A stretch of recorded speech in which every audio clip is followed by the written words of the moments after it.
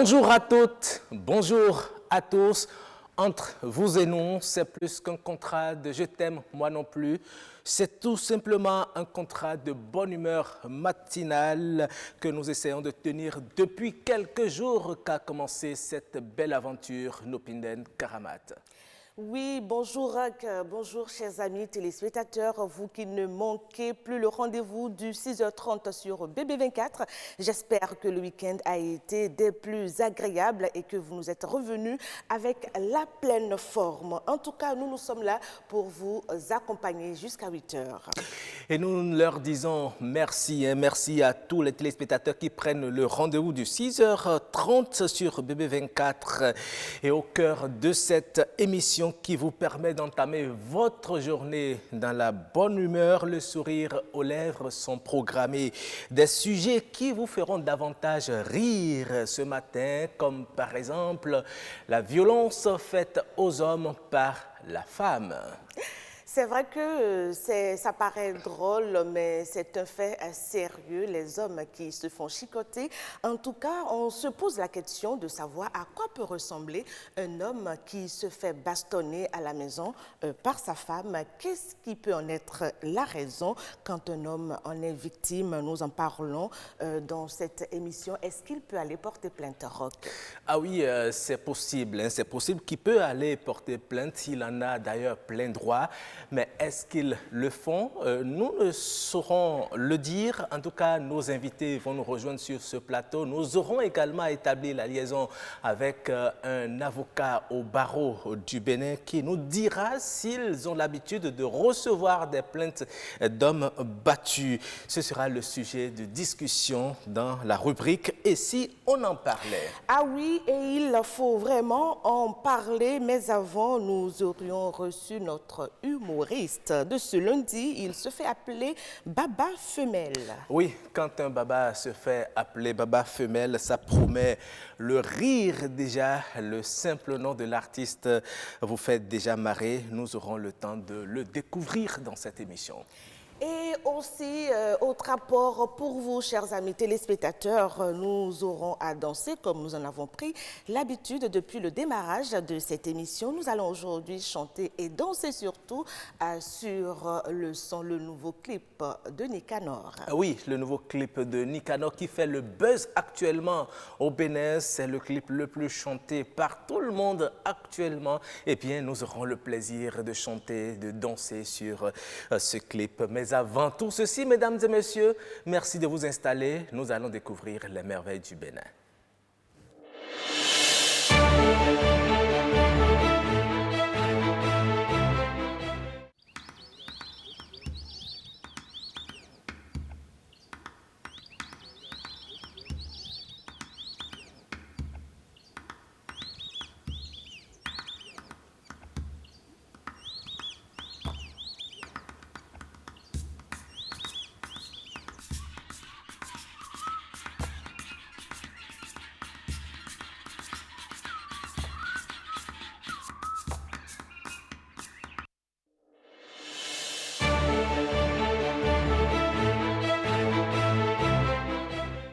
Voilà, ce sont là des oiseaux migrateurs que vous pourrez découvrir dans la ferme Tataktou à Dassari, dans la commune de Materi, dans le département de l'Atakora.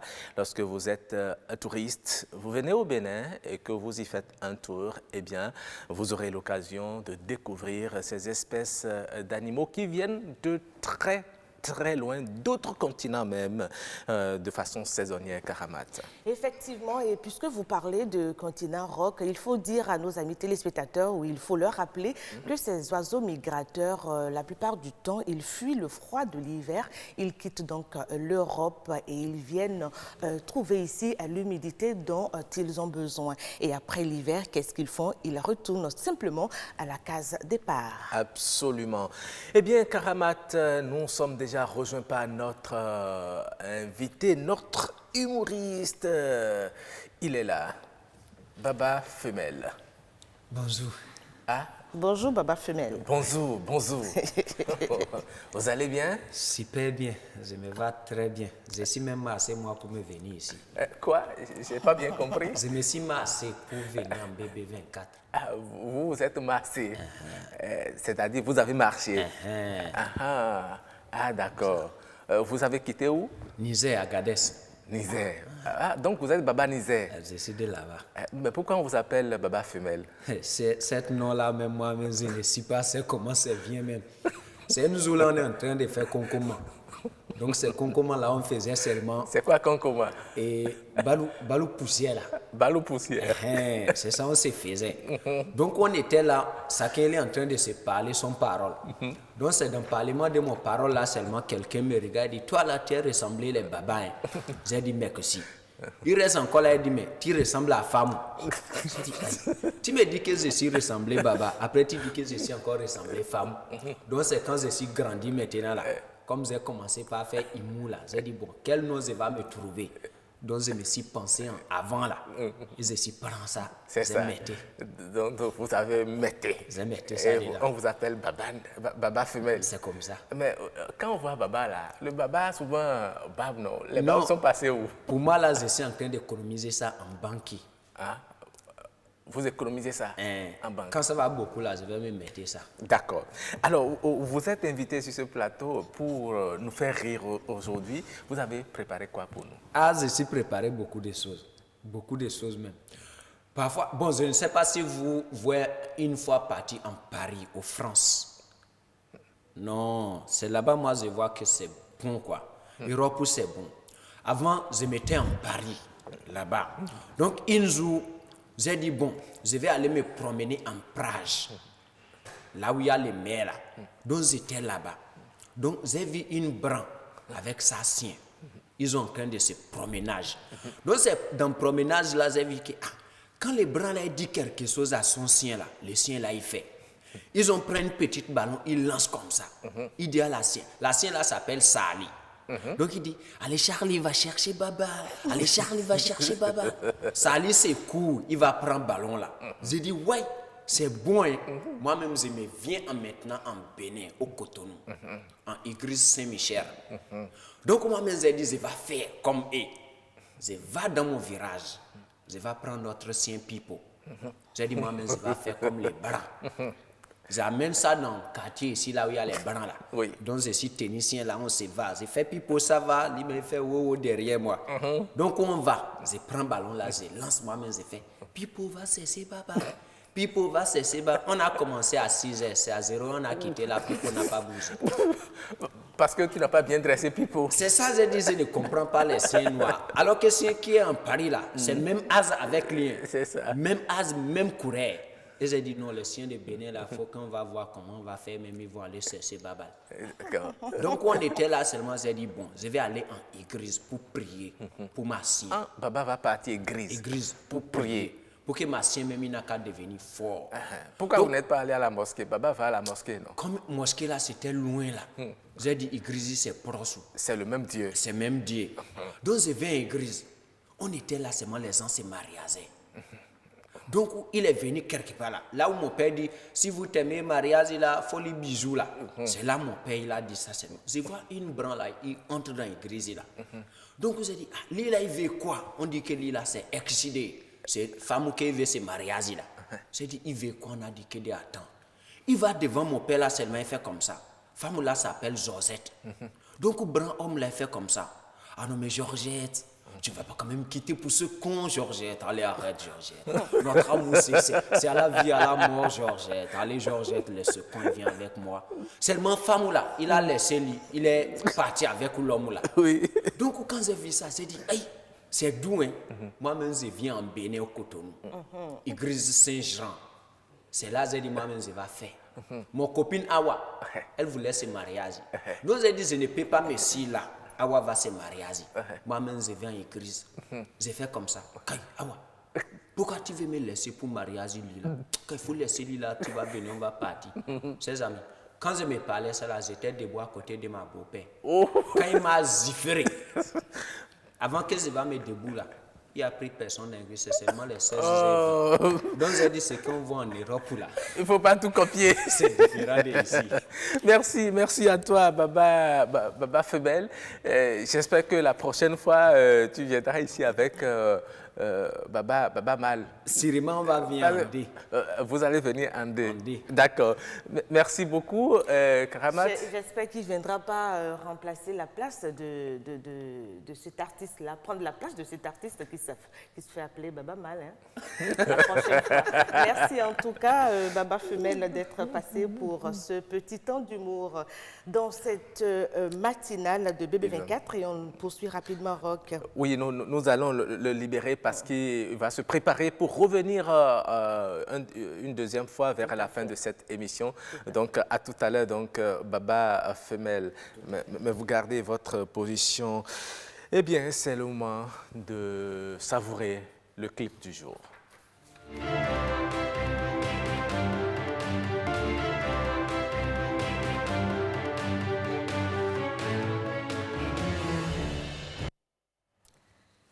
Et voilà, le clip du jour, c'est Nicanor. Nicanor, c'est le tube qui fait le buzz actuellement. Il se chante sur toutes les lèvres. C'est la musique qui a le vent en poupe. Et grâce à notre réalisateur du jour, Gilles Armel Gbaïrin et Patrick Nimanvo à la console, vous écoutez déjà en fond sonore cette chanson. Je vous laisse la savourer.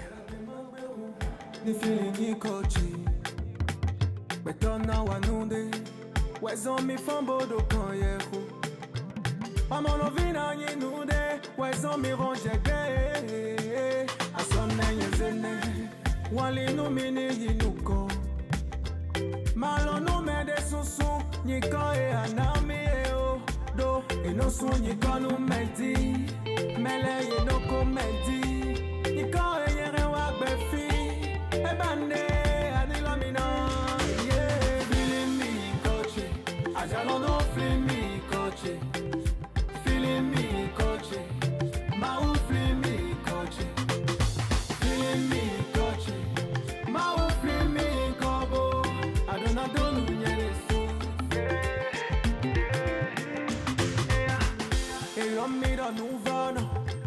Bolomiro teleno Ye dojile ye mandonu de Bolomiro ya tono Wakpo Nyiko anami ojena Adanu yeze wakoli Anasoka mi ache Koli ona yeze wane Baeta wele kuche memau Kwalo no mi bo Halina wakumya ye Adonu mendele Badeta weka yineto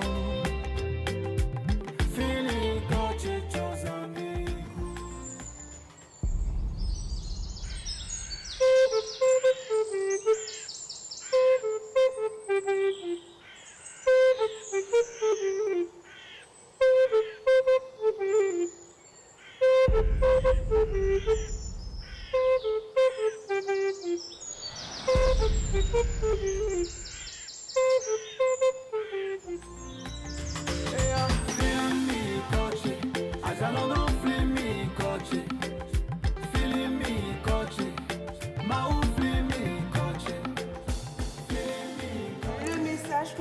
Cette chanson est très philosophique, il est plein de sens pour ceux qui ne comprennent pas le fongbe, la langue dans laquelle le morceau a été interprété par l'artiste Nicanor. De son vrai nom, c'est Hervé Jean Aréhénou, le nom que porte donc cet artiste, digne fils béni. Et quand je me réveille chaque matin, je demande à Dieu de ne pas oublier mon nom, qu'il m'appelle par ce nom et se rappelle de moi ou se souvienne de moi quand viendra le moment de partage et de grâce de ces bénédictions. Et oui, le message de ce morceau, il ajoute ceci, il ajoute que c'est parce que le fils du pauvre veut réussir dans sa vie qu'il s'est jeté en aventure. Il demande alors à Dieu de lui baliser le chemin, de bénir tout ce qu'il entreprend comme activité. Il supplie Dieu de ne permettre à personne, à quiconque d'effacer le nom originel qu'il lui a donné parce qu'il y en a qui ne savent faire que ça, Karamat. Il se plaint aussi à Dieu, il se plaint à Dieu en disant les gens se moquent de moi, il me donne ou m'appelle de tous les noms, un vaurien, un stérile, un incapable, pauvre type, et que sais-je encore. Viens à mon secours, Seigneur, viens voir, Seigneur, si c'est effectivement le nom que tu m'as donné. Et oui, et c'est bien le cri de détresse qu'il lance à son Dieu, qu'il interpelle en ces termes. Tu m'as demandé de porter la charge aux genoux, je l'ai fait. Maintenant, pourquoi ne m'aides-tu pas à la porter à la tête? Prête-moi main forte, Seigneur, dit-il, sinon j'aurai mal à la hanche. Tu l'as fait à d'autres et pourquoi pas à moi, Seigneur? Une très bonne prière matinale qui vous dope le moral, chers téléspectateurs, et qui vous rappelle aussi que vous devez aller chercher vos prénoms originels. Merci. Donc, je sais que vous avez dansé, vous avez chanté, vous êtes ici aussi. Nous ne nous sommes pas privés, Karamat. Et c'est un clip qui va revenir en fin d'émission. Nous allons vous demander tout simplement de rester avec nous et de le redécouvrir. Alors, juste après le clip de Nicanor, ce jeune artiste béninois, nous allons installer le plateau de discussion et si on en parlait.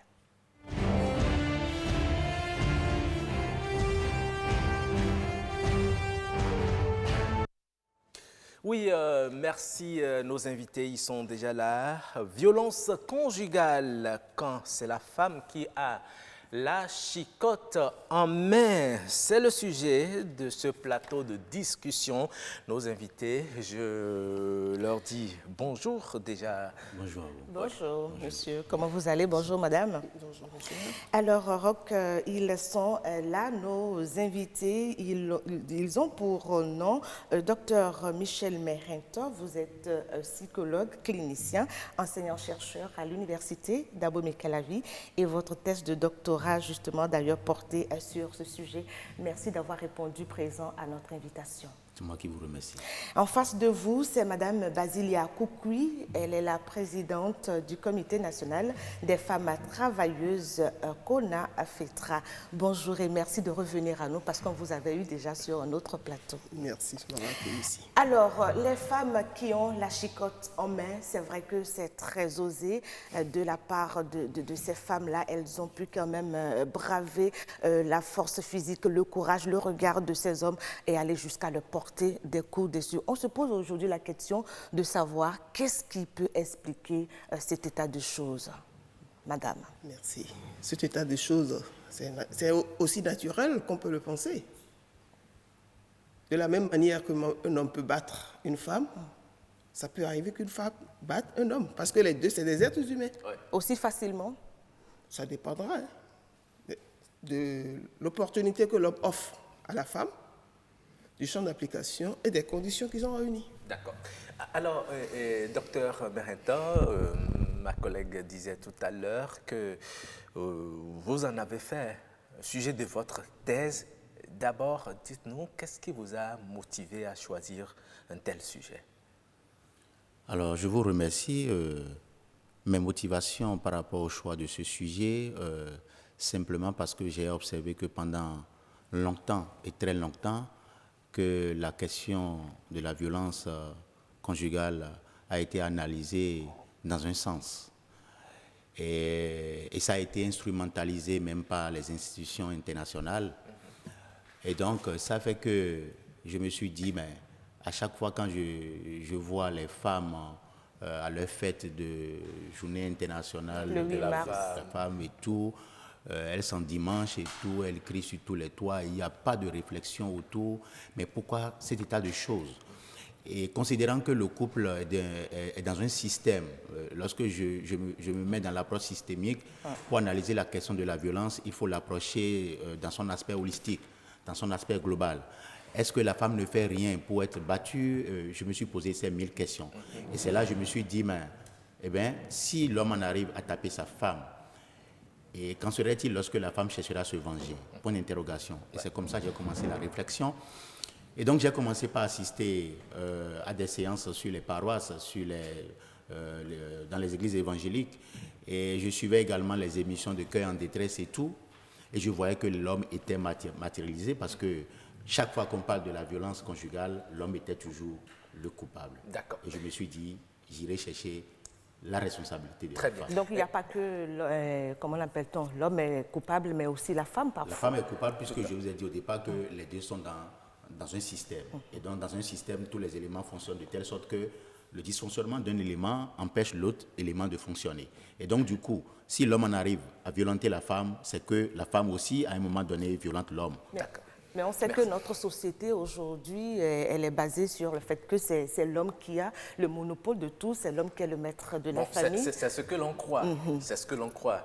Avec ce sujet, on va comprendre que l'homme n'a pas le monopole de tout, y compris la violence. Mais avant d'en revenir aux résultats de vos recherches, nous allons voir un peu comment les citoyens apprécient cette situation. Est-ce qu'effectivement, ils ont connaissance des hommes qui se font battre par leurs femmes? Jennifer Esmeralda Sativi a tendu son micro à quelques citoyens dans la ville de Cotonou. Écoutons ensemble ce qu'ils disent par rapport au sujet. On dirait que ça existe, mais voir une femme battre un homme, franchement, ça sort de l'entendement. C'est vrai, ça peut arriver, mais est-ce que l'homme n'a pas une part de responsabilité dans cela? Donc ce que moi je pourrais dire, c'est de sensibiliser les hommes, les emmener à comprendre les femmes, à discuter. Le dialogue est très important dans un couple.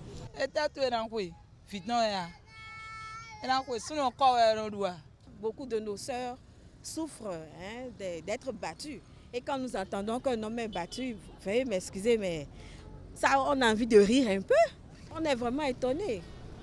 On se demande, bon, cet homme-là, est-ce qu'il n'a pas de force ou bien qu'est-ce qui lui arrive? Parce que c'est à peine imaginable. Mais moi, je suis contre la violence quand même. Je suis contre la violence parce que ça ne résout jamais de problème. Ça n'amène que de problème sur problème. Alors, si on ne peut pas s'entendre, pourquoi se mettre à se taper dessus? Ça ne vaut pas le coup.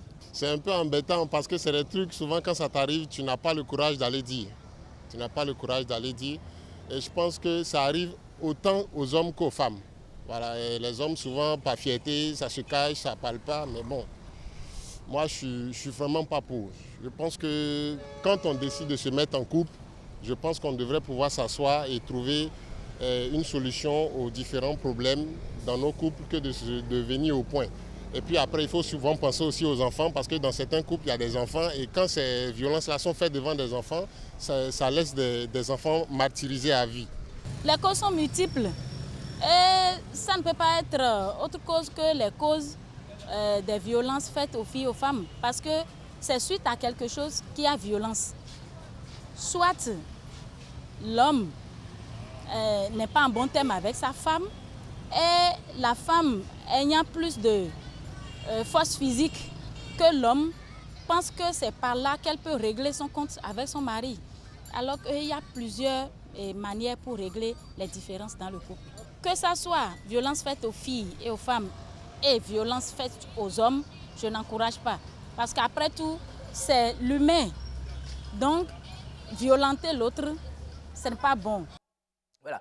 Violenter l'autre, c'est pas bon. Madame, vous les avez écoutés. Alors, dites-nous, qu'est-ce que vous pensez déjà de la réaction de ces citoyens par rapport au sujet dont nous débattons ce matin? Je vous remercie. Ces citoyens sont dans la juste ligne, ils ont bien vu, parce que violenter un être humain, c'est commettre déjà une faute.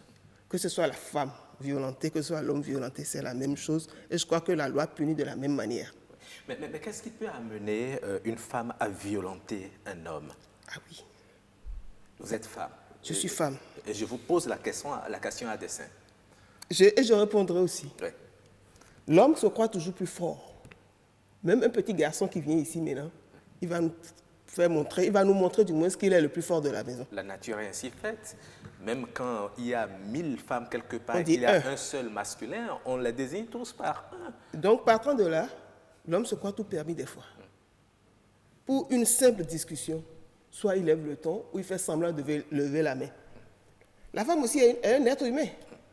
Le geste appelle le geste. Donc, en levant la main sur l'homme, c'est un semblant de geste qu'elle Non, fait. l'homme, en levant la main sur la femme, appelle peut-être la réaction de la femme aussi à lever la main. Si la femme était préparée pour ça. Si c'est que nous nous retrouvons sur un ring, tu envoies, j'envoie. D'accord. Mais l'homme qui ne lève pas la main sur sa femme et que c'est la femme qui le fait tout le temps. Ce n'est pas souvent possible. Tout à l'heure, le docteur a dit, c'est des comportements qui appellent des comportements.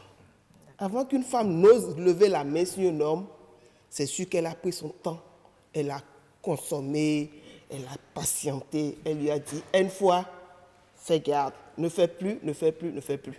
D'accord. Alors, vous avez écouté, madame, monsieur Merintor, c'est des frustrations, apparemment, sur des frustrations encaissées par la femme qui amènent cette dernière parfois à aller au-delà de ce qu'elle pouvait faire ou ce qu'elle devait faire dans la société. Mais est-ce que justement, comment est-ce que ce phénomène est perçu dans notre société aujourd'hui? Est-ce que c'est facilement vu quand une femme bat son homme? Alors, ce n'est pas facilement vu parce que la femme même s'arrange pour que son homme ne soit pas la risée de tout le monde. Je prends pour exemple très simple d'un ouvrage que j'ai lu, je crois ça doit être Sous les tropiques, je crois. Une femme qui bat son mari et qui crie en même temps et qui montre que c'est elle qui est tapée. Elle se victimise. Oui, elle se victimise parce que tout à l'heure l'homme doit sortir de la chambre, il ne faut pas que l'homme soit disons, l'objet de la risée et tout. Et donc, du coup, elle procède ainsi. Et donc, c'est pour vous dire qu'en réalité, c'est un phénomène que la société n'apprécie pas du tout, dans la mesure où le processus de socialisation ne permet pas cela. Parce que tout à l'heure, on doit constater que dans le processus de socialisation, l'homme a des rôles, la femme a des rôles. Tout à fait. Est-ce que c'est du rôle de monsieur de battre la femme? Non, pas du tout, pas du tout. Personne ne se met ensemble pour se battre. En réalité, personne n'a aucun rôle de battre l'autre. En réalité, c'est le dysfonctionnement du couple qui amène à cela. Et parfois, c'est le conflit.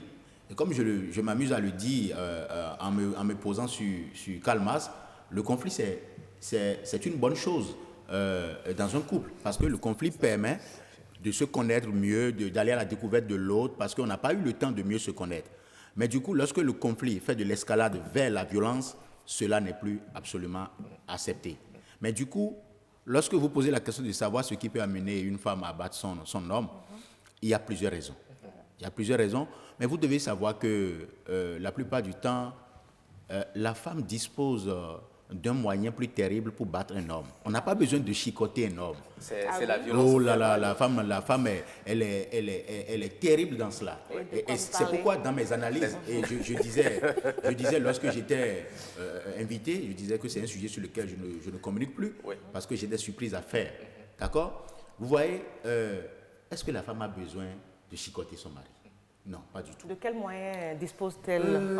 Chez la femme, ce qui est primordial, c'est d'abord le verbal. Déjà, son silence vous tue. Je vais vous donner un exemple très simple. Vous avez un différend avec votre mari dans la maison. Le monsieur rentre de son service peut-être à 18h30. Et il rentre, il reste assis quelques minutes. En ce moment, vous êtes bien coiffé, vous êtes bien habillé. Et c'est là, vous prenez votre sac et devant votre monsieur, vous prenez un semblant d'appel et vous dites que non, attends-moi, je viens.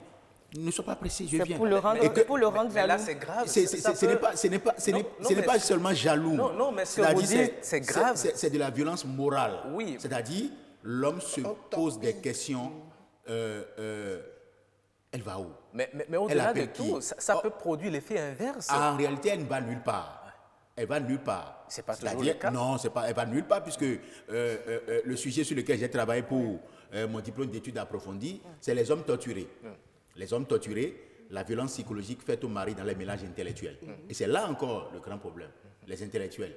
Parce que les intellectuels disent, il ne veut pas arriver aux mains, et donc du coup, chacun use des stratégies et tout, mais en réalité, on se rend malades dans ce jeu-là. Et on se demande justement, dans ce jeu où on ne fait pas forcément appel à la chicotte et que c'est sur la psychologie de l'autre il faut travailler, est-ce qu'on ne craint pas un impact plus fort que la chicotte? C'est plus fort.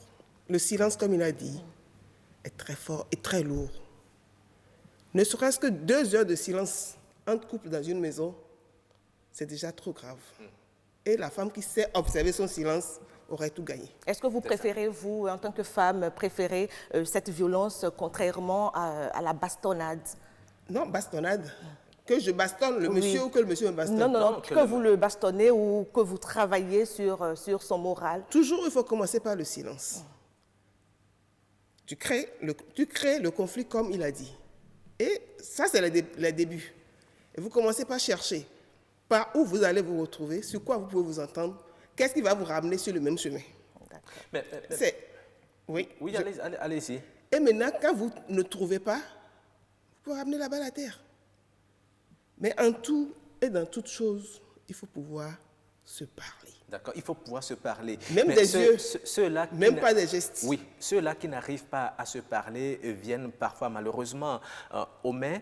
Mais lorsque c'est la femme qui lève la main sur l'homme, l'homme, il n'a souvent pas ce courage et des téléspectateurs l'ont dit. De se plaindre. Il n'a pas ce courage d'aller se plaindre. Est-ce que la femme, sachant très bien que l'homme ne peut pas aller se plaindre, abuse justement de ce manque de courage et lui porte la main dessus? La femme n'abuse pas. Tout à l'heure, on a dit qu'on a plus instrumentalisé la violence faite aux femmes, mais non. C'est parce que c'est plus énorme.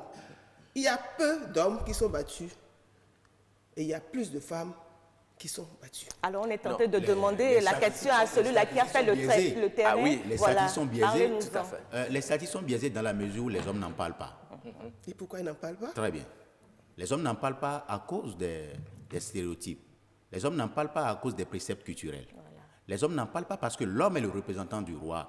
Et l'homme est le représentant de Dieu. Et quand le roi se fait bastonner, toute son autorité est à terre. Et lorsque la femme en arrive à porter la culotte au foyer, c'est terminé. Et aucun homme ne peut en parler dans l'espace public puisque c'est l'image de l'homme qui est, disons, permettez-moi, qui est ternie. Oui. Voyez un peu. Et donc, du coup, il y a eu des scènes que moi j'ai rencontrées sur le terrain, un homme qui va au commissariat porter plainte de ce qu'il est victime. Les policiers l'ont mis en ridicule. C'est pas vrai. Mais c'est des trucs qui découragent facilement. Puisque vous parlez de plainte, nous allons établir tout de suite la liaison avec notre invité. Il est avocat au barreau du Bénin. Je veux nommer Maître Narcisse Kodjo Aton. Bonjour, Maître. Oui, bonjour, cher ami. Comment allez-vous ce matin? Ça va très bien. Nous débattons ce matin d'un sujet portant sur les violences conjugales quand c'est la femme qui a la chicotte en main. Dites-nous, vous êtes avocat. Est-ce qu'il vous est déjà arrivé de recevoir dans votre cabinet ou bien de défendre un homme qui soit venu se plaindre parce qu'il a reçu des coups de sa femme? Oui, absolument, absolument. C'est un phénomène qui est présent. Ce phénomène existe. J'ai déjà été confronté à ça. Mais le problème, il faut le signaler, c'est que le phénomène n'est pas pris en compte par notre arsenal législatif. Ah. Le problème n'est pas pris en compte par notre arsenal législatif. Et oui, absolument. Et il y a même une banalisation du législateur béninois qui a introduit une rupture d'égalité entre l'homme et la femme sur ce sujet. Je voudrais vous indiquer la loi numéro 2011-26 du 9 janvier 2011 portant prévention et répression des violences faites aux femmes. On peut même pousser les choses plus loin en disant que c'est même une violation de notre Constitution qui introduit le principe d'égalité entre l'homme et la femme. Alors, lorsque vous lisez cette loi, vous allez vous rendre compte des raisons de la non prise en compte de ces phénomènes par nos autorités policières et aussi judiciaires quelque part. Parce que, je vais vous dire rapidement, cette loi sanctionne les actes de l'homme qui visent à assombrer la femme dans la dépression, à s'isoler, à perdre l'estime de soi, voire à se suicider. Oui, C'est une loi. justement parce qu'on dirait que notre arsenal juridique est taillé pour protéger la femme, la veuve et l'orphelin. Exactement, protéger ici surtout la femme et pas l'homme. Parce que lorsque vous lisez la loi, vous vous demandez, mais les actes qu'on reproche à l'homme pourraient être exactement commis par la femme aussi. Et pourquoi ne pas les mettre au même niveau et les protéger de la même façon? Alors qu'on dit qu'ils sont égaux devant la loi. Absolument. Donc, c'est ça le problème fondamental. C'est ça le problème. Et lorsque le législateur même fait cette discrimination, ça s'induit dans les esprits et ça amène les autorités à ne pas prendre en compte le phénomène de la même façon. Et il n'y a pas d'organisme, il n'y a pas d'entité qui protège ou qui réfléchit sur ce phénomène dans notre pays. Alors, un homme qui se fait battre par sa femme et qui va porter plainte dans ces circonstances où il ne semble pas protégé par les tests, est-ce qu'il a des chances que la justice tranche en sa faveur? Absolument, il a des chances. Il a des chances. Il a des chances. La violence en tant que telle, en tant que violence physique, est évidemment sanctionnée et les autorités doivent l'accueillir et le déférer devant le procureur qui doit prendre ses responsabilités.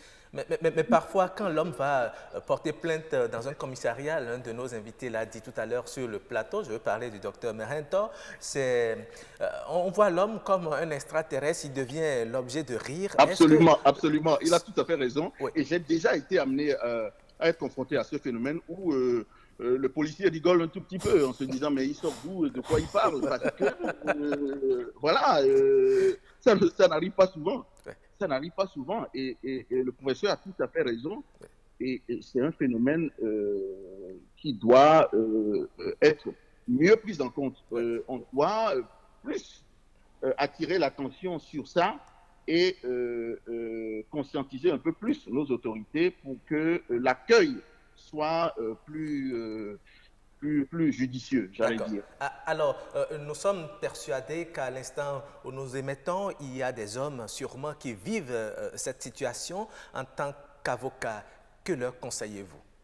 Oui, qui se rapprochent et qui n'hésitent pas à se rapprocher des avocats, des juristes ou des gens, des hommes de loi pour un appel au secours, pour que ce phénomène soit porté vraiment à l'attention des autorités policières et judiciaires.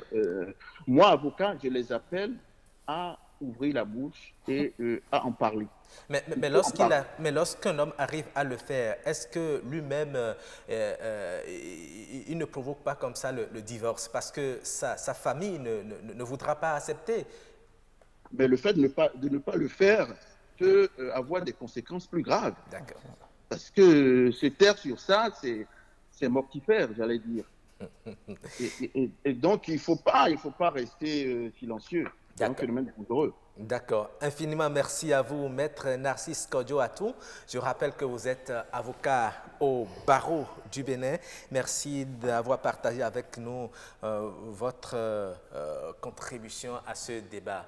Et nous revenons sur ce plateau. Madame, vous avez entendu, Maître, votre réaction. J'ai écouté le maître, mais comme il a dit, les femmes sont prises en compte. Mais ça n'était pas aussi facile qu'on le pense. Il y a eu des années, il y a eu des femmes activistes qui ont dû travailler en la matière pendant au moins 5, 6, 7, 8, 9, 10 ans pour que nous puissions avoir au moins des sobriquets de loi qui nous protègent aujourd'hui. Ça veut dire que les femmes, les hommes aussi, n'ont qu'à enlever leur ego et se mettre ensemble pour créer une association d'hommes battus, c'est ça? Pas forcément une association d'hommes battus, mais sinon, l'association d'hommes battus existe déjà dans le monde. En Europe, on a mais pas au Bénin. Pas au Bénin. Je me rappelle la chef production BB24, Madame Abiatou Marou Denagwe, disait qu'elle a vu dans les rues de Dakar des hommes, pancartes à main, marcher pour protester contre la violence dont ils sont victimes. Voilà. Est-ce que ça peut se passer ici au Bénin? Oui, ça peut se passer, mais à une condition. À une condition, que l'homme béninois se dise « je suis un être humain, je ne suis pas roi sur la terre, je ne suis pas Jésus-Christ, je ne suis pas Dieu ». Et il prend en compte les violences qui lui sont faites. Nous connaissons, puisque vous êtes dans la psychologie, on connaît un peu comment fonctionnent les hommes africains, surtout nos hommes béninois.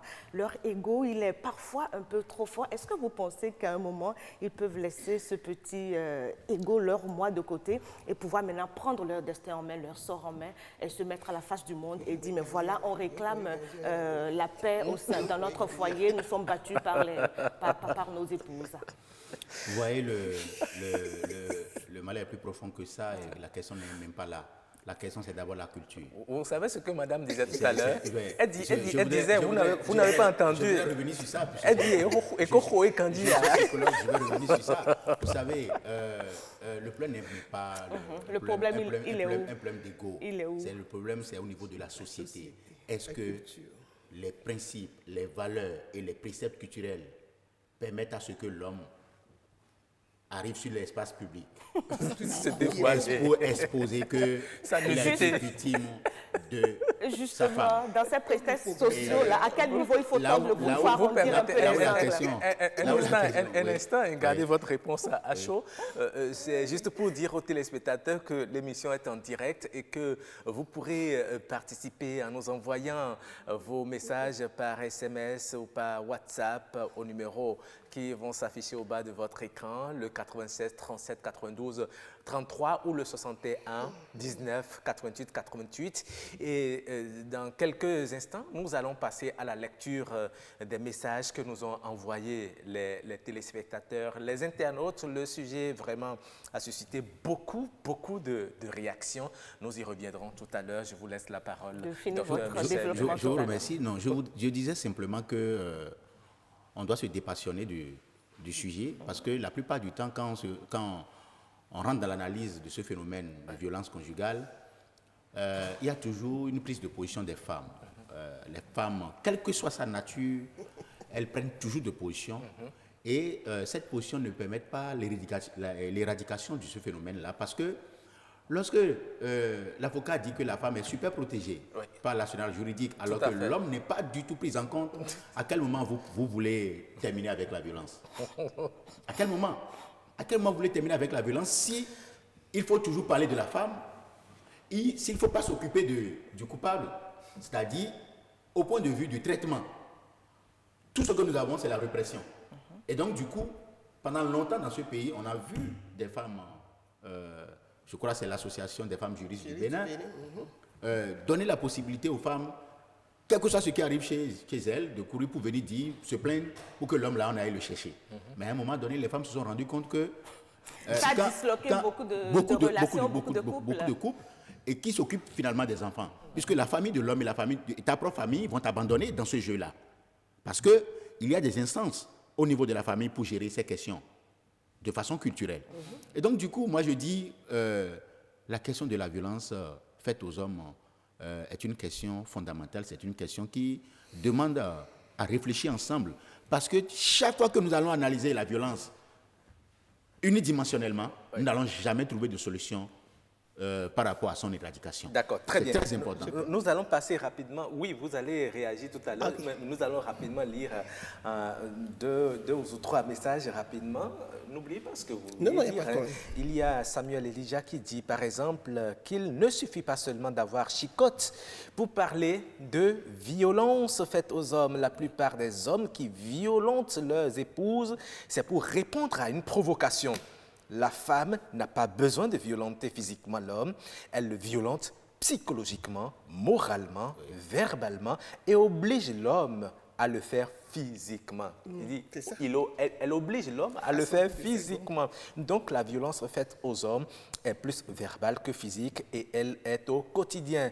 Et il y a Méliastor qui dit, bien évidemment, l'homme de façon générale est un saint pour que la violence faite à la femme soit le résultat de la violence faite à l'homme, n'est-ce pas?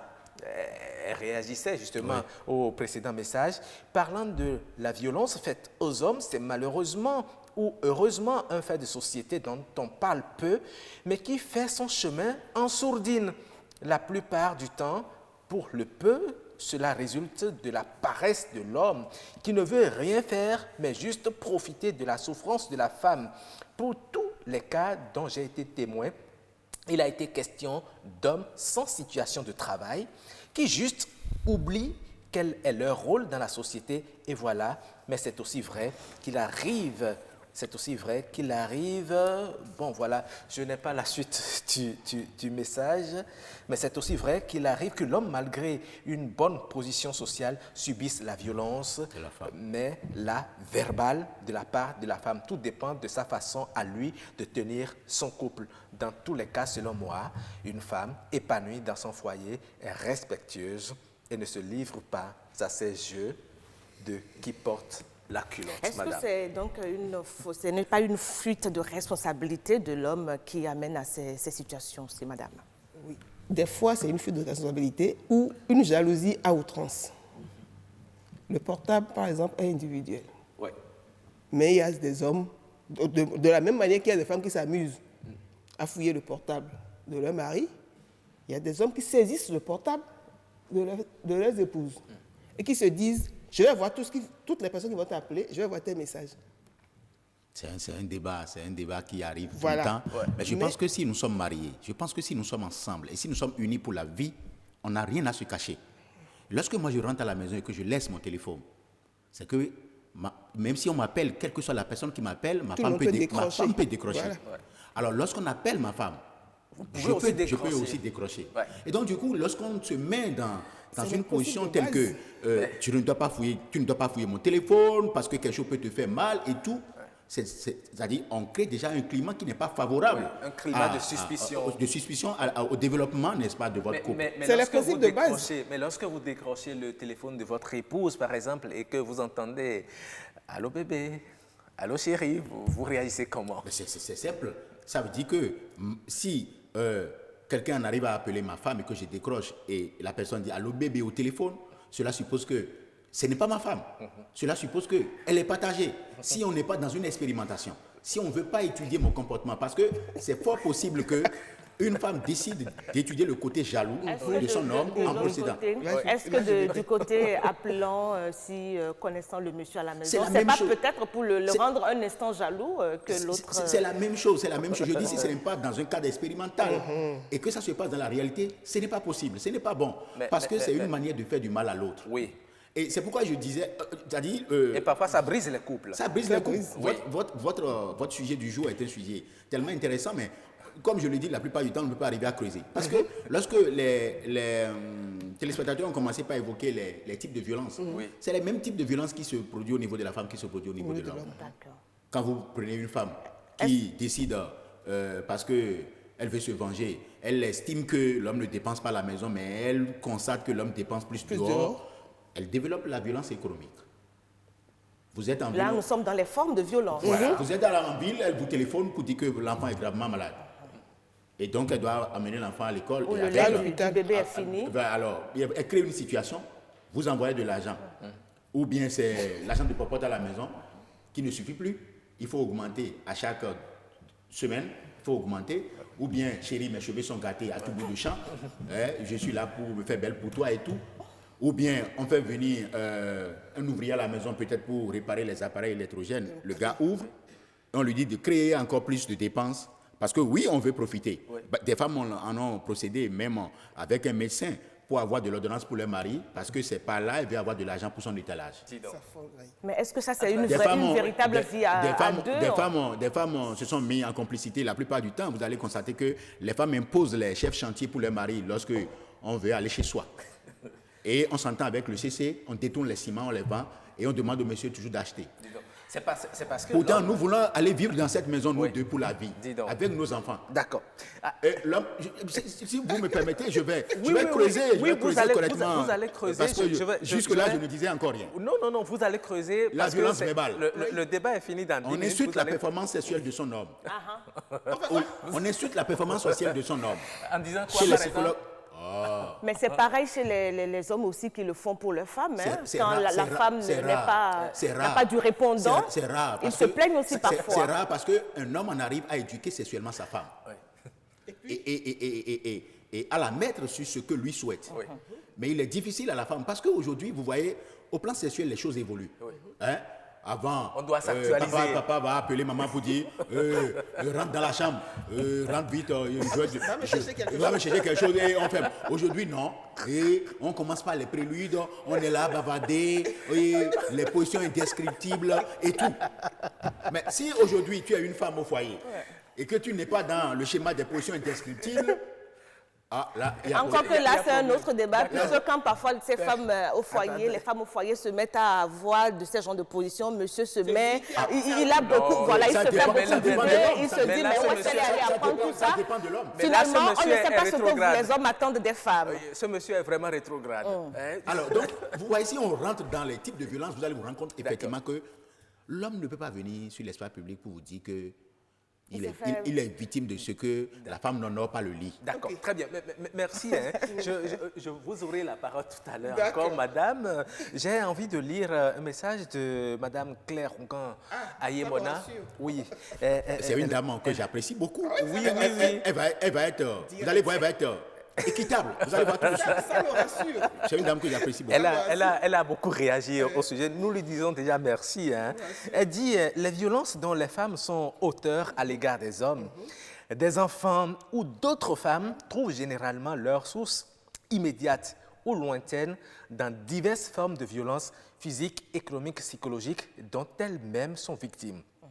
À force d'accumuler les faits de violence et les frustrations sans rien dire, en donnant la fausse impression d'être une femme soumise, elles finissent par devenir des femmes révoltées, rebelles, prêtes à sortir les griffes et à en découdre avec leur conjoint ou compagnon. Quand elles pensent ne pas pouvoir faire face à ce dernier, elles déversent leur bile sur un proche potentiellement plus faible, coépouse s'il y a lieu, belle-mère, enfant ou enfant d'un autre lit de l'homme. Du reste, les hommes étant souvent les plus forts physiquement, politiquement, socialement et financièrement, très peu se laissent violenter par les femmes sans réagir de façon disproportionnée. Oui. C'est dire que le sujet de violence faite aux hommes constitue l'exception du constat selon lequel les auteurs des violences à l'égard des femmes, tant en famille, en milieu professionnel, en milieu politique que dans la société, sont les hommes. Ces cas exceptionnels sont très infimes par rapport à la réalité des violences que vivent les femmes. Vous ne pouvez donner de l'amour et de la douceur que si vous avez été élevé dans un environnement de paix. La problématique de l'éducation. Oui. La problématique de l'éducation, et donc, on y vient. Donc, madame, oui. Quelque part, dans tous les cas, c'est toujours la femme qui est victime. Nous sommes femmes, épouses. Nous sommes femmes, mères des hommes battus. Qu'on le veuille ou non, c'est toujours la femme qui va aider les hommes battus à s'en sortir. Donc, on n'a même pas intérêt à ce que les femmes soient battues, parce que ce sont nos enfants après tout. Oui.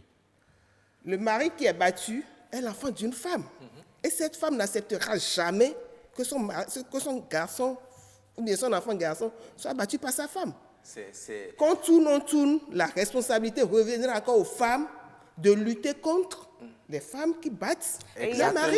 Et selon les écrits, aucun parent ne peut accepter cela. Il y a plus de femmes battues que d'hommes battus. Alors, pourquoi se plaindre alors? Il a dit tout à l'heure que les statistiques sont biaisées. Pourquoi se plaindre? Je crois l'avoir dit au départ. Je vous ai dit, la question de la violence conjugale aujourd'hui dans le monde, pas simplement au Bénin, dans le monde, est une question instrumentalisée. Il y a beaucoup de l'argent dedans. Et quel est l'intérêt? L'intérêt, c'est l'argent. Pourquoi? Regardez ce que l'avocat vous a dit au téléphone. Il reçoit des cas d'hommes battus qu'il défend. Et pourtant, vous n'avez pas cette statistique. Ouais. Est-ce qu'il y a une étude d'envergure nationale sur la question? Parce que personne n'a d'intérêt aucun ministère, surtout, je prends quel ministère je vais prendre? Ministère du Développement ou ministère de la Famille, ministère des Affaires sociales et des microfinances. C'est-à-dire, aujourd'hui, est-ce que la question de la violence faite aux hommes est une question préoccupante? Ça ne préoccupe personne, d'autant plus que même national juridique, le législateur n'a pas accordé de l'importance à cette question-là. Oui, mais la question c'est quoi? Les décideurs même déjà ne veulent pas parler de la question. Et l'avocat l'a dit clairement. Oui. Et regardez, aujourd'hui, le nombre d'ONG qui existe sur la question des violences faites aux femmes. Mais c'est justement, vous l'avez entendu, madame, les femmes se sont pendant longtemps battues. Des décennies. Les femmes ont pris du temps pour se battre. Pourquoi est-ce que les hommes ne le feront pas aussi? Les hommes ne pouvant pas le faire, je viens de dire que les hommes étant toujours nos enfants, les femmes finiront par protéger leurs enfants. Non, ça veut dire quoi? Après avoir fini de les taper, de les tabasser, on prend leur défense. Encore. Les hommes vous ont... Apparemment, vous êtes content que les hommes soient battus. Non, pas que je suis content. S'il vous plaît, c'est important. Vos enfants vous ont accompagné pendant longtemps dans cette lutte-là. Oui. Ils vous ont accompagné pendant longtemps dans cette lutte pour que vous ayez ce que vous avez aujourd'hui. Et la plupart du temps encore, il ne faut pas perdre de vue les instances les plus reconnues en matière de défense des droits de la femme, de la violence à l'encontre de la femme et tout, c'est les hommes qui animent. D'accord. Un autre message très rapidement, hein, madame, c'est un message de Mélodie Ossa qui dit « L'homme peut bel et bien être soumis au châtiment corporel par sa femme. » Il y avait, et elle donne un exemple, elle dit « Il y avait un voisin à Sourouléré chez moi en 2010 qui se faisait bastonner par sa femme quand il rentrait tard du service et autres. Elle le laissait même dormir au portail.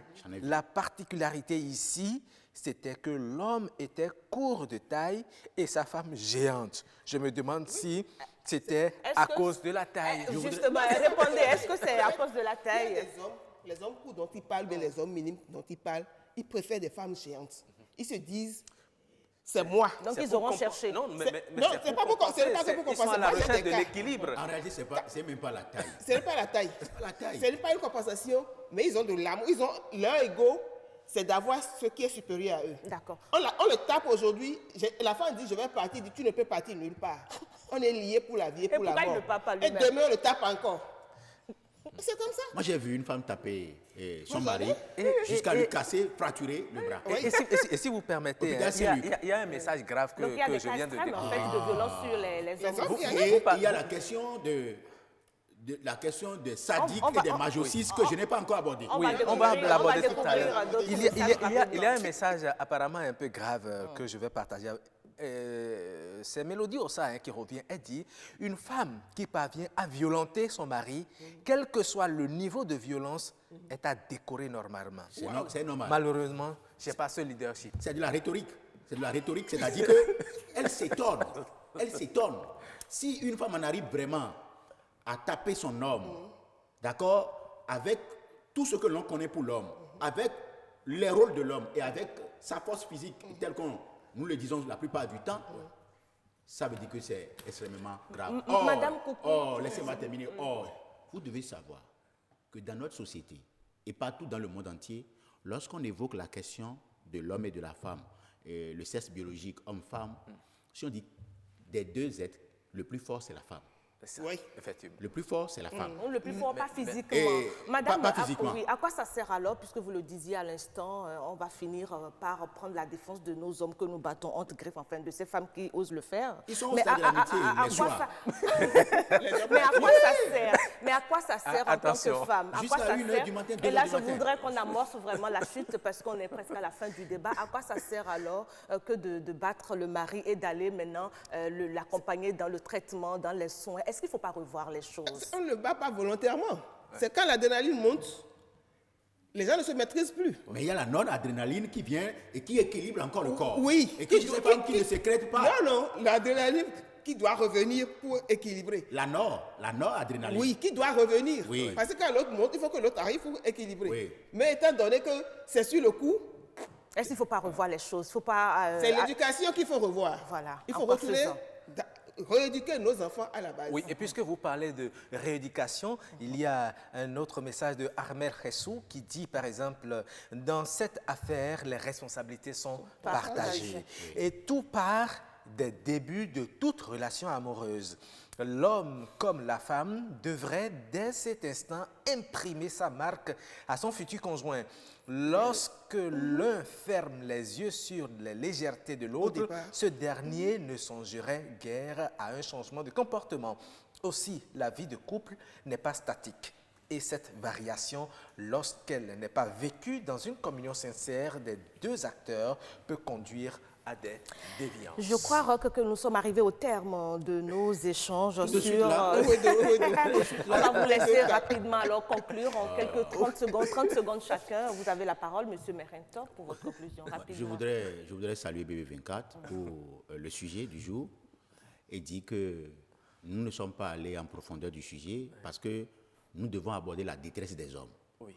Cette détresse qui les amène parfois à ne pas rentrer à l'heure à la maison. C'est un sujet intéressant. Et qui les bloque et déjà, dans les buvettes. Même dans les services. Et à rentrer tardivement. Oui. Parce que évitant les scènes de ménage devant les enfants. Oui. Parce que l'homme rentre tardivement et il reçoit encore très tôt. Oui. Qu'est-ce qui l'amène lui-même à rentrer tardivement? Ça fera peut-être l'objet de notre plateau, mais madame, vous avez fini J'espère que Dr Michel Merento donc je je vous remercie et je salue votre invité au téléphone, l'avocat, et je salue madame Claire Aïmona pour dire tous ceux qui ont apporté leur contribution, pour dire bientôt, nous avons des surprises sur le sujet. Et des surprises qui leur seront dévoilées sur le sujet bientôt, plus tard. Alors, qui madame, va permettre nous allons l'organiser votre mot de la fin. à l'arrangement. D'accord, merci beaucoup. Mot de la fin, oui. BB24, je remercie le professeur, je remercie toutes les personnes qui ont appelé aussi. Et je dis bravo aux femmes qui ont pu lutter pour que la violence et l'harcèlement fait aux femmes soit aujourd'hui instrumentalisée, comme on le dit, mais au moins ça a essayé de régler tant soit peu des problèmes. Des gens construisent des maisons dedans. C'était donc Basilia Koukoui, présidente du Comité national des femmes travailleuses CONAFETRA, et le docteur Michel Merento, psychologue clinicien. Merci d'être passé nous voir dans cette émission aujourd'hui. Nous allons vous raccompagner avec ce Roch et nous poursuivons notre émission. Oui, nous poursuivons notre émission. Et si nous passions directement aux us et coutumes, justement, aux us et coutumes, nous avons tendu notre micro au professeur Biobani Bigou. Us et coutumes.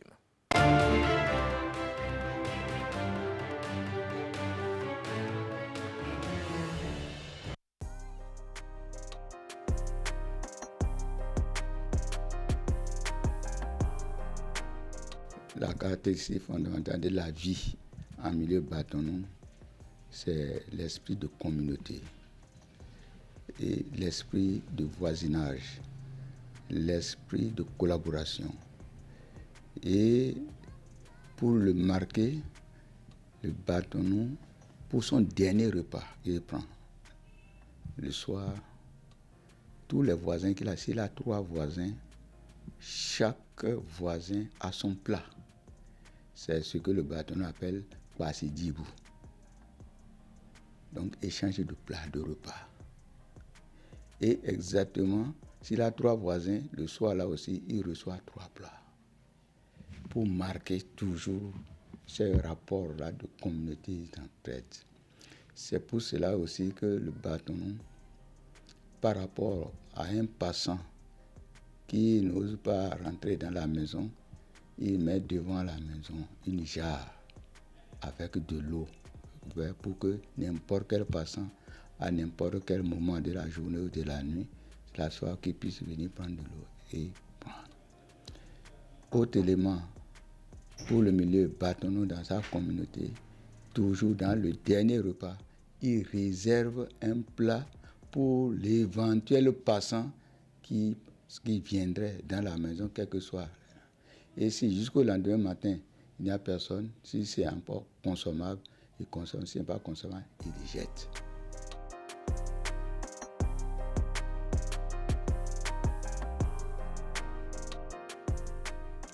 Le bâtonnon fait partie des peuples qui ont une tradition de chefferie et de royauté.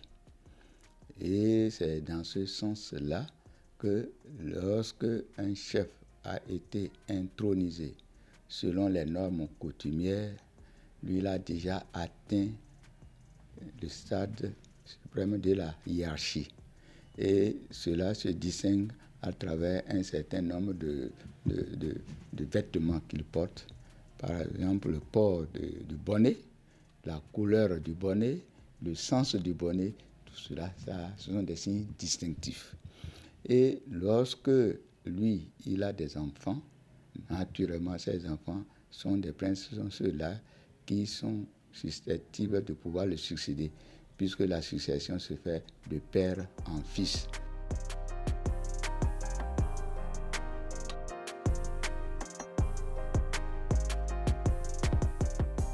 Et lorsqu'il y a plusieurs des frères ou des cousins, on en arrive à avoir plusieurs branches pour mettre en place un système d'alternance. Et le bâtonneau, et dans les distinctions sur le plan social, il y a ce qu'on appelle la génération Ouré, qui est la première génération. Et les Ouré, lorsqu'ils mettent au monde des enfants, donc un Ouré succède à un Kbaye et vice-versa. Et voilà, nous étions en milieu bâtonneau avec ces coutumes et nous avons beaucoup entendu. Nous disons merci au professeur Léon Banibior Bigou. Et je retiens fondamentalement deux petites choses. Il est dit qu'on réserve toujours la nourriture à un passant, même inconnu, qui vous frappe à la porte le soir. Quand il vous demande à manger, vous devez lui servir à manger. Il en est de même pour l'eau que l'on met toujours quelque part pour pouvoir permettre aux passants de s'abreuver quand il a soif. Ce sont des valeurs vraiment à préserver. Malheureusement, je me demande, les bâtonneux qui sont en milieu urbain, est-ce qu'ils continuent de respecter justement ces coutumes? C'est à la base l'esprit de partage qui régit donc la vie des bâtonneux. Vous l'avez entendu d'une voix, de cette personne âgée, cette personne avisée, Banibior Bigou, c'est que le bâtonneux a l'esprit de partage. S'il en a un, il donne aussi à l'autre. Mais vous voulez savoir si pour ceux qui sont dans les villes, les grandes cités, si ça continue, mais malheureusement, c'est non, malheureusement, parce que vous le savez, plus on évolue, on est dans les grandes villes, beaucoup plus, tout se restreint. Les habitudes changent. Exactement, les habitudes changent. Et c'est pour cela que je tiens à féliciter ceux-là qui sont toujours restés dans les villages, ceux-là qui prônent toujours et qui continuent de lutter pour nos valeurs. Faites seulement un tour dans les coins reculés et vous verrez que l'esprit de partage, l'esprit de la vie en communauté, elle continue toujours d'avoir droit de cité. Absolument, et c'est ce qui fait l'unité de ces communautés. Merci une fois encore au professeur Léon Banibior Bigou. Et nous allons à présent passer à une autre rubrique. Nous allons quitter les bâtonneux pour retrouver les Hauts-Tamaris ou les Dés-Tamaris avec Justin Nata Ncha qui partage avec nous aujourd'hui un prénom. On va suivre ensemble. D'accord.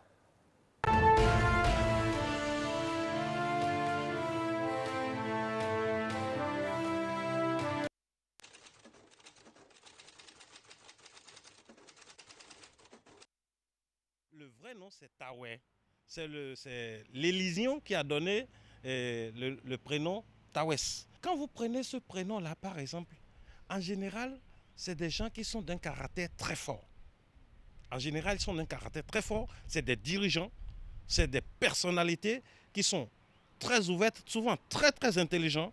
Et puis, ils sont toujours dirigeants, en fait, les Tawé. Vous n'allez pas en trouver qui ne soient pas dirigeants et qui soient timides, non. Ils sont souvent au devant des choses et puis ça reflète vraiment leur personnalité. Ils sont souvent les dirigeants de leur groupe, de leur groupe d'initiation et puis c'est des personnalités entièrement à part. Les noms initiatiques des femmes, c'est autre chose.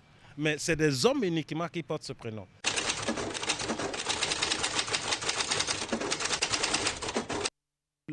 les prénoms qui sont passés à nom de famille dans notre communauté, c'est vraiment très courant aujourd'hui. Moi, par exemple, je signe Nata. J'ai dit tout à l'heure, Nata, c'est le 6e garçon d'une femme. Alors, c'est le prénom de mon grand-père. Quand les gens sont venus inscrire, demander à ce qu'on inscrive, on a dit quel est le nom de famille, on a donné Nata. Donc le prénom de mon grand-père. C'est pareil, c'est de la même façon que Tawes est devenu nom de famille. On demande à quelqu'un, écoute, comment s'appelle telle personne, comment s'appelle votre papa, et il dit, mais c'est Tawes. Alors les gens, ils inscrivent Tawes comme nom de famille. Donc en général, quand vous entendez Mponchanda, Kwagou, etc., Tawes, etc., ce n'est souvent pas les noms de famille. Très souvent, le nom de famille est là. On ne le découvre que pendant les panégéniques. Pendant que les gens récitent les panégéniques, pendant que les gens chantent les panégéniques de la communauté, c'est en ce moment que vous découvrez les noms de famille.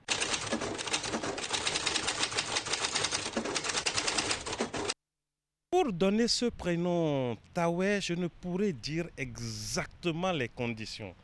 Parce que c'est un prénom de couvent. Ils sortent du couvent avec ces prénoms-là. Moi, je ne suis jamais allé dans ce couvent et il m'est difficile de comprendre comment est-ce que ces prénoms-là étaient donnés dans le couvent.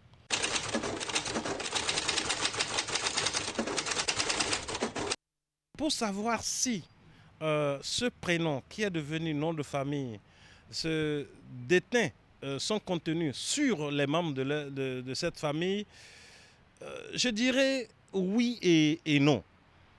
Oui, parce que quand vous portez un prénom comme ça ou quand vous portez un nom comme ça, il y a un comportement qui vous suit. En général, on sait que de façon biologique, il y a certains gènes qui sont transmis donc, à ces enfants-là. Donc, de cette façon-là, on peut dire qu'il y a un potentiel génétique favorable aux qualités dont j'ai parlé tout à l'heure. Mais de l'autre côté, la science n'étant pas toujours vérifiée, c'est sûr qu'on va trouver quelques personnes très moches et qui ne remplissent du tout pas ces conditions-là, malgré le fait qu'elles porteraient le nom, ce nom-là, qui est un nom très valeureux. Et nous envoyons nos sincères salutations à tous ceux qui aujourd'hui portent Tawes, au départ qui est devenu aujourd'hui Tawes comme nom de famille rock. Oui. Vous en connaissez, hein? Oui, nous en connaissons. Il y a même une collègue ici, Catherine Tawes, je crois. Hein? Elle est aussi du milieu Otamari. Vous avez écouté, il paraît que ce sont des gens très forts, des gens courageux et qui prennent toujours les devants des choses, c'est-à-dire des leaders, tout simplement. C'est vrai, c'est pas pour rien qu'elle est la présidente de votre... l'amicale des femmes de l'ORTB, voilà. Exactement ça. Oui, et il faut dire que Tawes est un prénom de couvent. Un prénom de couvent qui, par la suite, est devenu un nom de famille. C'est assez original, c'est plein de sens. Merci également à M. Justin Natancha qui nous a entretenus sur ce prénom. Et vous avez réservé pour les téléspectateurs, eh bien, des astuces. Oui, effectivement. Astuces. Eh bien, nous allons les découvrir juste après ceci.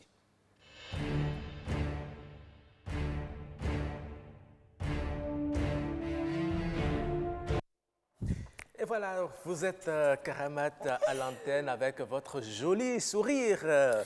Vous êtes tellement contente de partager avec les téléspectateurs. Oui, j'ai fait l'essai, j'ai essayé ces astuces avant de... Ça a marché.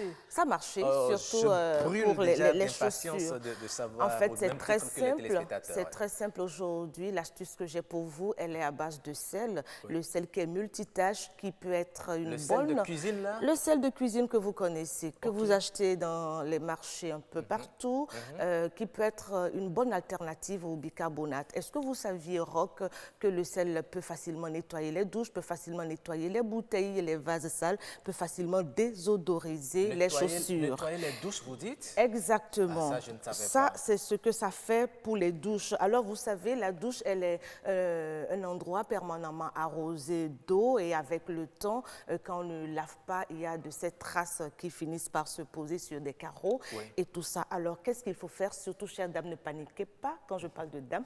C'est parce que ce sont les dames qui s'occupent de ces genres de tâches à la maison. Vous n'allez pas me dire le contraire. Non, je suis d'accord. Hein. C'est madame qui fait tout à la maison et j'en sais quelque chose. Non, alors, qu'est-ce qu'il faut faire? Qu'est-ce qu'il faut faire si vous avez donc vos carreaux qui ont perdu leur éclat initial? Il faut juste appliquer une couche de sel fin. Et nous avons vu les images, comment les carreaux étaient. Ouais, voilà. Et quand on passe le chiffon avec du sel, imbibé du sel, forcément, et un peu d'eau, un tout petit peu d'eau, du sel fin. Et vous nettoyez.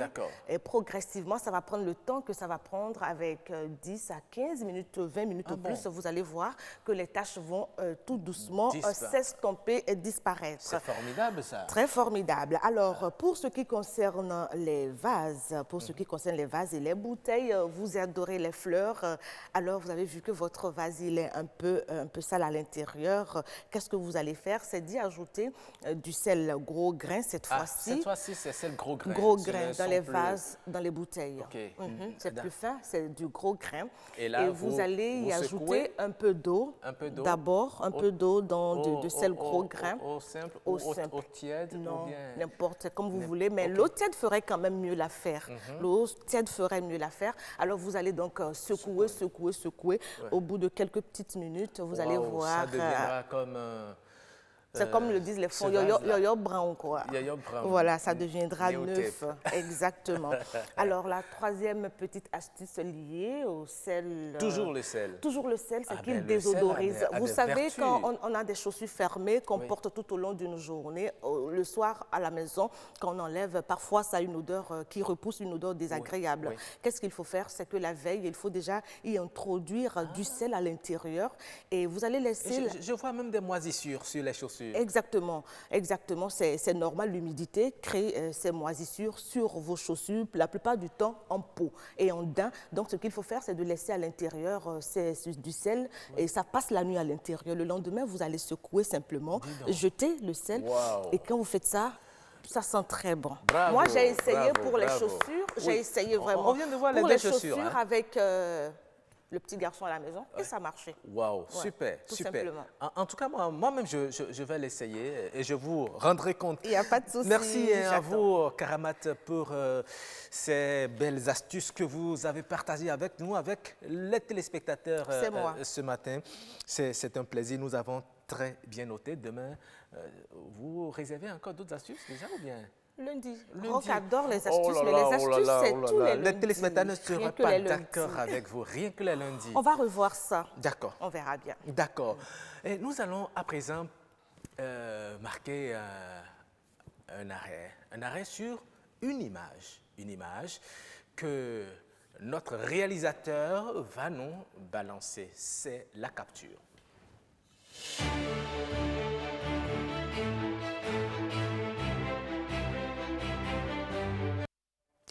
Et voilà donc, nous sommes dans la rubrique Capture et c'est une image choisie par les chefs d'édition du jour, Agnat Bello Onifade et Victoire Rongan. Ce sont elles qui nous ont choisi cette image qui vont certainement nous replonger dans notre enfance. Et il y a un petit test qui accompagne le test. Il dit, si tu ne vois pas le rapport entre ces deux images, tu as raté ton enfance. Alors, vous, ces deux images vous rappellent quoi, Karamat? J'avoue tout de suite que c'est vrai que ça me ramène un peu dans mon enfance, ma petite jeunesse, mais franchement, je n'arrive pas à avoir une anecdote liée à ça. Je ne sais pas trop. Il paraît que quand vous avez un petit truc là, on vous insulte ces gens, vous avez le 25 francs. Je ne sais pas trop quoi, c'est quoi? Non, ce n'est pas justement le cas. Généralement, vous savez, lorsqu'on est enfant et que l'on court un peu on se fait partout mal. et que vous allez vous cogner le front avec contre la quelque pièce chose de et que 25 cela s'enfle, vous commencez à pleurer, c'est avec la pièce de 25 francs que maman vous l'applique et puis on masque proprement comme oui? ça pour faire disparaître. Ah, franchement, moi, on ne l'a pas fait moi. Vous l'avez vécu, cette expérience avec les parents? Ah oui, surtout moi, j'étais un petit turbulent. J'étais assez turbulent régulièrement. On me le faisait, c'est pourquoi je n'ai pas oublié. Qui se faisait de petits bobos. Je n'ai pas oublié et ça faisait mal. Et parfois, quand tu commences à crier, on te tape la bouche comme ça. Allez, tais-toi là. Tais-toi. Mais j'ai parfois l'impression que les jeunes, les enfants d'aujourd'hui ratent beaucoup de choses tellement la vie n'est plus, on ne laisse pas libre cours à l'enfant d'aller où il veut et tout. Ouais. Donc on a parfois l'impression, nous, aujourd'hui, que les enfants maintenant ratent beaucoup de choses. Et c'est en cela que je salue une autre docteure en sciences de l'éducation qui a fait sa thèse sur les jeux d'enfance. Comment partager ces jeux que nous faisions avec les enfants. Nos enfants, aujourd'hui, on a l'impression qu'ils ne s'amusent plus. Soit ils s'amusent, mais plus à l'africaine. Ils s'amusent, mais peut-être plus à l'africaine. On est beaucoup plus arrivé à la télé, à faire des jeux sur la console et tout ce que nous, forcément, on n'a pas vécu dans le temps. Nous, on faisait, comme on appelle la roue. Vous voyez, il y a les pneus. Déjà tout à fait, même motos. On met le bâton dedans. Et puis, en tout cas, on aura le temps d'en parler. Les jeux d'enfance, peut-être un de ces jours, on va en parler. Oui. Et ce qu'il faut faire maintenant, et nous tendons vers la fin de cette émission déjà, nous allons essayer d'inviter à nouveau notre Baba femelle. Baba femelle. Oui. Venez, Baba femelle, venez. Votre place, elle est déjà là. On a souvent été habitués au Baba Mal, Baba Nizet. Oui, Baba Mal, mais c'est un artiste, hein, vous le savez. Ah bon, je savais pas. Baba Mal, c'est un artiste et le Mal, c'est M2A, je crois, il est du Sahel, je ne sais pas trop, c'est Mali, c'est Guinée, mais voilà, c'est un artiste chanteur. Il fait du bon. Ah bon? Il fait du très bon. J'espère que vous n'allez pas devenir Baba Mal artiste, hein, mais Baba Mal peut-être humoriste. Baba Mal masculin. Voilà. Puisque vous êtes Baba femelle. Alors, Baba femelle. C'est encore là. Vous êtes encore là. Mais vous savez, quand on voit les babas là, on passe souvent à Sassanga. Ah, c'est quoi ça? La mouton grillée. La mouton grillée, là. La mouton grillée. C'est ça. On dit qu'il faut mettre beaucoup de oignons. On dit qu'il faut mettre beaucoup de oignons avec beaucoup de piments.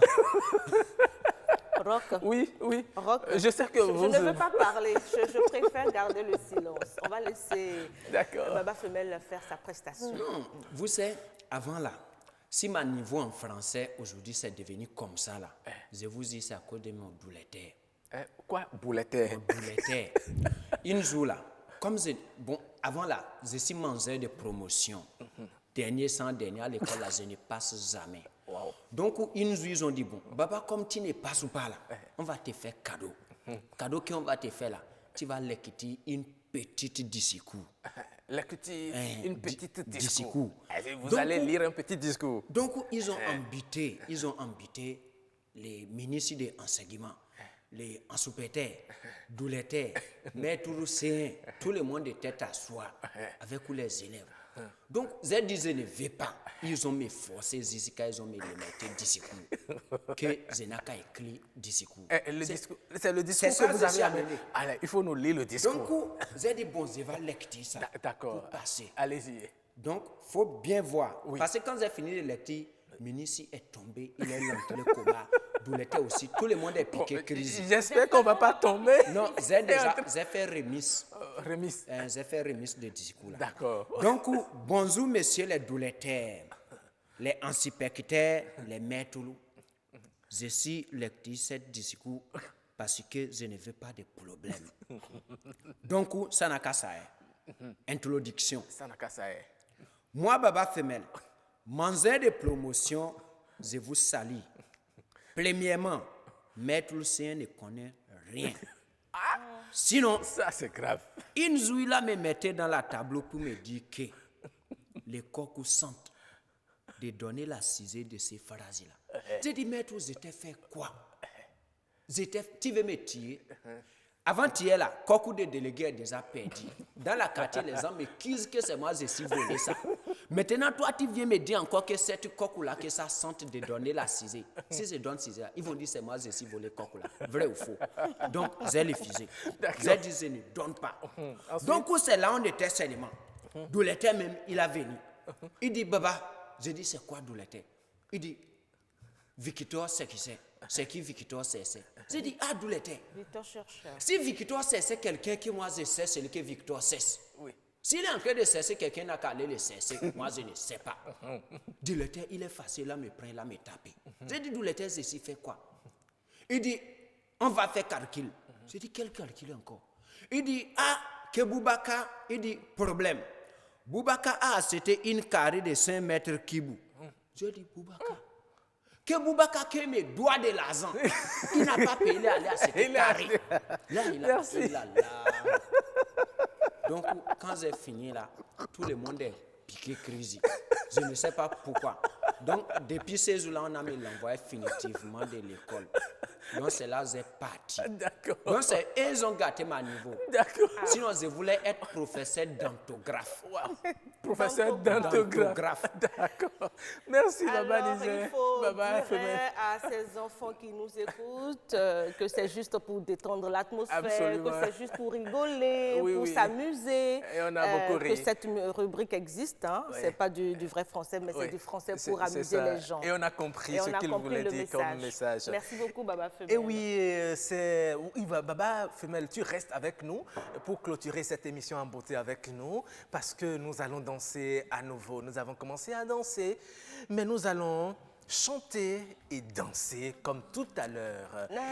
Et oui, c'est Nicanor Yinkoche, mon nom originel. Il demande à Dieu de lui rappeler son nom originel. C'est la chanson qui fait le buzz actuellement. Allez, merci à toi, Gilles Armel Baïrin.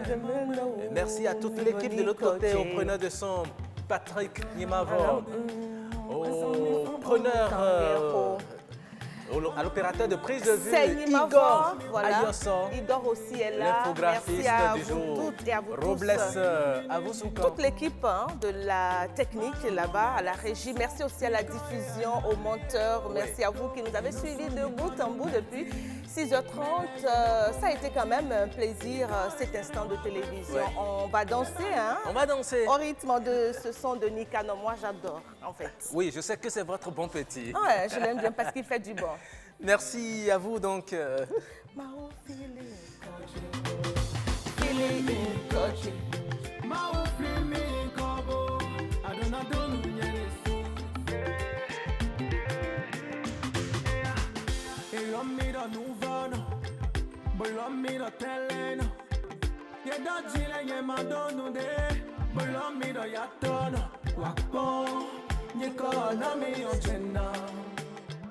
Adonu yeze wakoli anga sohami yache Kuyona yeze wale Boeta wele kuchemena Kwalo numibo Alina wakumyoye Adonu mendele Bodeta weka yineto Feeling coach Jozamiko. C'est formidable. Il demande à Dieu de lui rappeler son nom avant la tombée de la nuit. Ouais. Oui, c'est formidable. Et nous